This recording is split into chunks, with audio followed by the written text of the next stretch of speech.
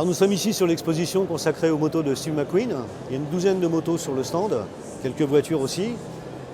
Vous n'êtes pas sans savoir que Steve était un amateur de motos. Il a couru, notamment en Husqvarna, lors du film One Any Sunday. Et on va vous faire découvrir tout ça. Suivez-moi. Alors la grande passion de Steve McQueen, c'était d'aller faire de la moto dans le désert. À l'époque, les trails n'existaient pas. La 500 XT n'avait pas été inventée. Les préférés de Steve, c'était des Triumph 650 ou 500, allégés au maximum. On appelait ça des desert sled. Et il partait dans le désert californien avec son pote Bud Ekins.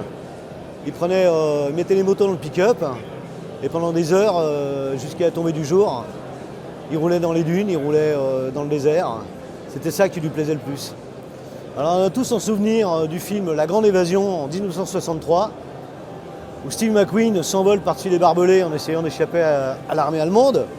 Il est censé se trouver sur une moto allemande, mais en fait, Steve McQueen, il n'aime que les Triumph, et il va demander à la production d'utiliser une Triumph qui sera maquillée en moto allemande, mais c'est bien évidemment une Sisté en monocarbu qui lui sert pour ses cascades, dont certaines seront doublées par son ami Bud Ekins. Mais il restera à la postérité cette scène où il s'envole par-dessus les barbelés avec cette moto qui est une réplique. Les motos du film ont disparu et toutes les motos de Steve McQueen qu'on peut voir ici sont des répliques. La collection personnelle de Steve McQueen a été dispersée après son décès en 1980 par ses héritiers. Alors cette moto, toujours une Triumph Sisté, 650 cm3, c'est la réplique de la moto avec laquelle McQueen a couru les 6 jours d'enduro en Allemagne de l'Est à Erfurt, au sein de l'équipe américaine dont il était membre, encore une fois avec son copain Bud Ekins, qui va faire aussi la course. Alors ils finiront pas. Au bout de 3-4 jours, la moto est complètement détruite à force de prendre des gamelles et des chutes. La dernière lui sera fatale, à la moto évidemment, pas à Steve. Quand il rentre il sort de la piste en essayant d'éviter une moto qui arrive, qui n'a rien à faire là parce qu'on est en circuit fermé, une moto arrive. Steve est obligé de l'éviter, il finit dans le décor, c'est la fin de la course pour lui. On peut supposer que sur ce circuit fermé, la moto ne soit pas vraiment un hasard, celle qui l'a obligé à chuter. Sans doute pour éviter, à l'époque de la guerre froide, qu'un pilote américain arrive sur le podium, alors qu'on est quand même en Allemagne de l'Est.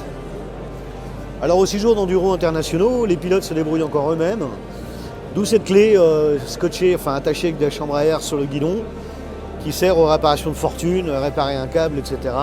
C'était une autre époque. On a encore sur le réservoir la carte, il n'y avait pas de roadbook, il n'y avait pas de GPS, c'était vraiment à la dure.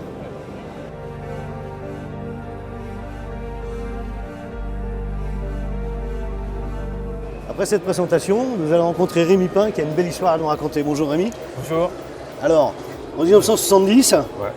t'as quel âge? 9 ans. T'as 9 ans et tu vas rencontrer Steve McQueen, raconte-nous.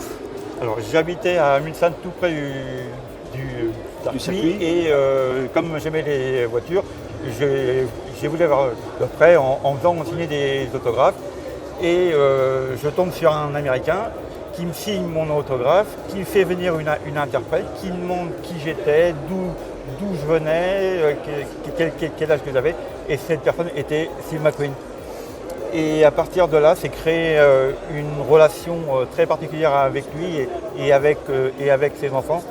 Donc j'ai vécu le moment du tournage du film auprès de Steve McQueen et de ses enfants. Et de son fils, Chad. Et de son fils, Chad, entre autres, on avait le même âge et on jouait ensemble, on a fait Vous faisiez du vélo ensemble? Du vélo, du Solex, des mini-voitures de l'ACO et des bêtises d'enfants.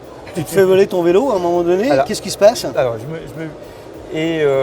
Steve la prend et dans les jours qui suivent, Steve m'a offert un vélo. C'était de façon très spontanée et voilà. Donc j'ai eu le vélo de Steve pendant des années chez moi. Il t'a offert aussi un baptême de l'air, je crois. Voilà. Et sur un après-midi. C'était au mois de septembre et un jeudi, il l'a amené sur ce type de moto comme ça.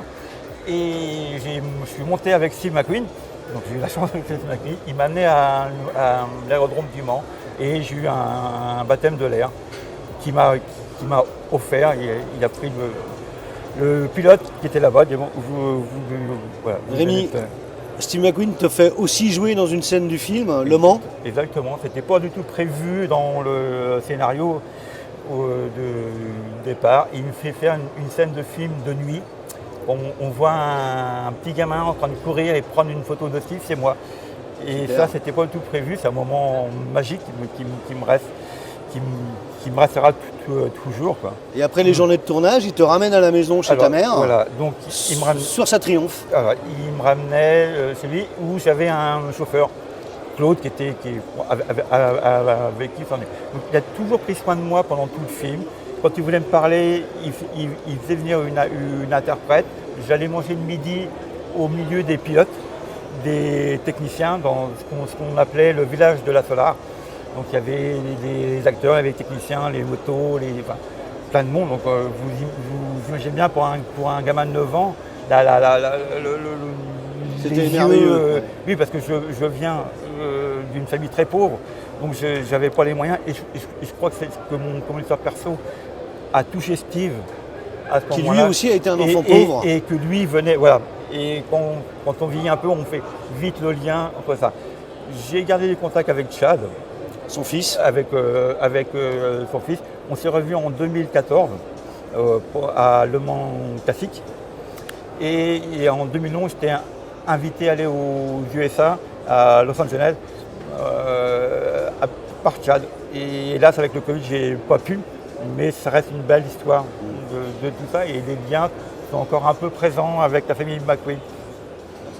On espère que cette petite visite découverte sur les motos de Steve McQueen vous a intéressé. Vous la retrouverez sur les vidéos du site éditionlva.com et également dans nos journaux, magazines, Moto Légende et la vie de la moto toutes les semaines en kiosque. Bonne lecture.